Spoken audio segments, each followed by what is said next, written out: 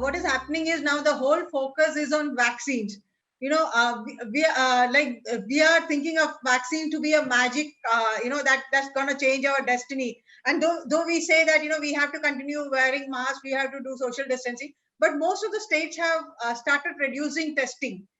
Do you think, this is not a good trend, or what do you think of this whole trend wherein states are reducing testing?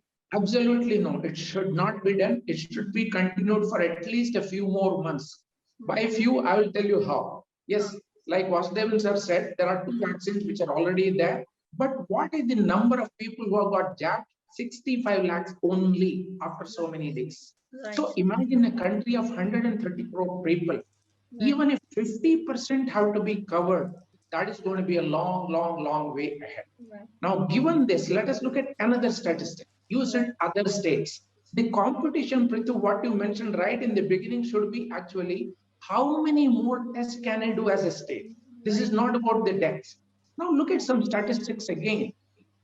A large state like UP went to the 1 lakh test a day level only by end of July 2020. Look at my state where I'm staying today, Karnataka, only by middle of October 2020. Bihar, almost around same time. Maharashtra was still struggling. Barring these 4 or 5 states, not many states have ever hit a number like 1 lakh tests a day, which means it needs huge and concerted efforts. It cannot be done by government alone. It can't be done by private alone, obviously.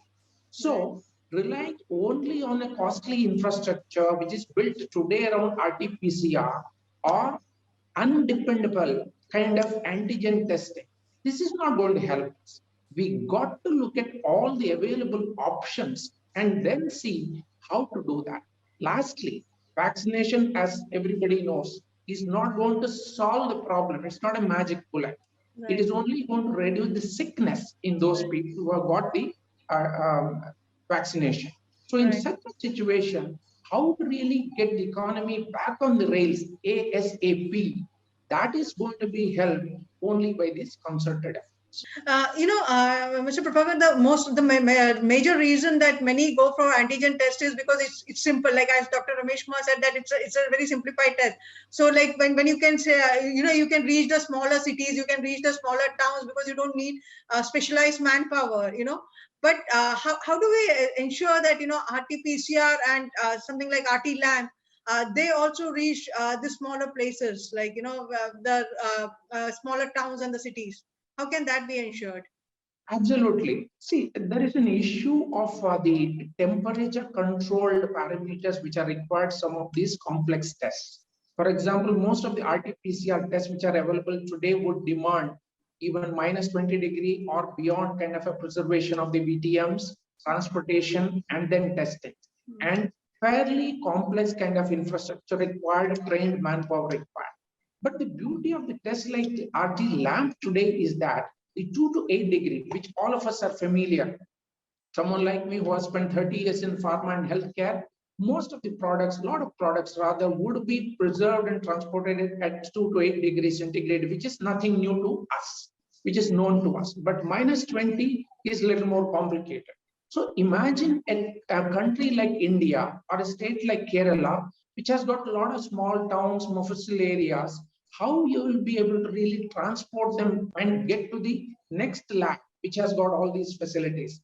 That's where actually the lead times are getting added, anywhere from 1 to 4 days.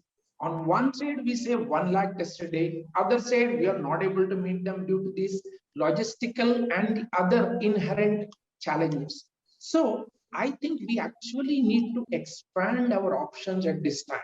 Right. And like I earlier said, Kerala, again, the kind of people who are there going to the markets, malls, restaurants, camps for workers in the urban areas, or look at emergency cases in the hospitals. All these are the indicators that we got to expand the horizon, look at alternatives like RT-LAM. Right. So when we move from the new normal to the next normal for economic revival, what is the key that we need to look into?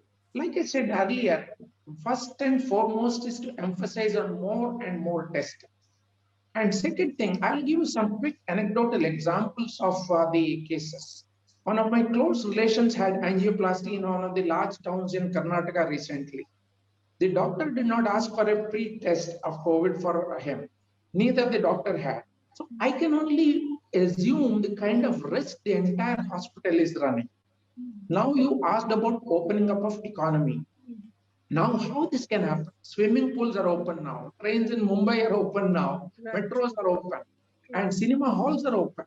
In Right. such a situation, or even before complaining, you have to get a test. On arrival, you have to test. Right. All these things, or going into hotel, a resort, can you do a quick turnaround test and ensure that the people who are coming in are not bringing in the disease? Right. For each of these, or in a hospital, Right. the pre-surgery, please insist. It's good for you, good for the patient, good for the society. So all that I'm saying is, unless we continue the thrust on testing with Right. quicker turnaround, low Right. cost, confirmatory tests, we are Right. not going to really get to that bottom line of the things. Thanks, Mr. Prabhakar.